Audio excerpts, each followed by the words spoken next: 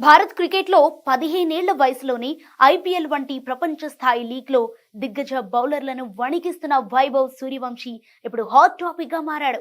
ఇటీవలి sun Risers Hyderabad జట్టుతో జరిగిన మ్యాచ్ లో కేవలం 36 బంతుల్లోనే సెంచరీ బాది అందరినీ ఆశ్చర్యపరిచాడు. అయితే వైభవ్ సూర్యవంశీ అసాధారణ ప్రతిభను ఆశ్చర్యపోవాలో లేక ఓర్వలేకనో తెలియదు కానీ పాకిస్తాన్ క్రికెట్ నిపుణుడు చేసిన కామెంట్స్ ఇప్పుడు సోషల్ మీడియాలో దుమారం రేపుతున్నాయి.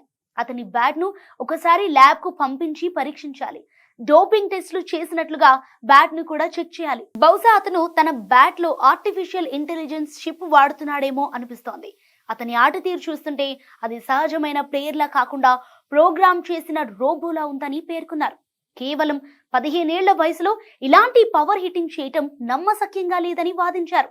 అలాగే వైభవ్ కు డోపింగ్ టెస్ట్ చేయాల్సిందే అని పేర్కొన్నాడు. అయితే వైభవ్ సూర్యవంశీ ఐపీఎల్ 2026 లో తిరుగులేని ఫామ్ లో ఉన్నాడు. ఇప్పటి వరకు 8 మ్యాచ్లు ఆడిన వైభవ్ ఏకంగా 234.87 స్ట్రైక్ రేట్ తో 357 పరుగులు సాధించాడు.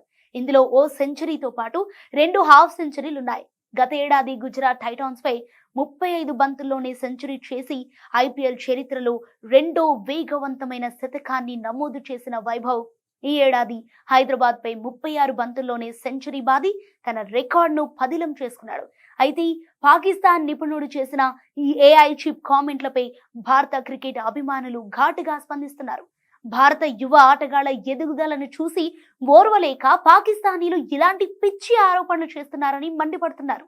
గతంలో మహమ్మద్ షమీ బౌలింగ్ లో వాడే బంతిలో చిప్ ఉందని ఆరోపించిన విషయాన్ని నెటిజన్లు ఇప్పుడు గుర్తు చేస్తున్నారు.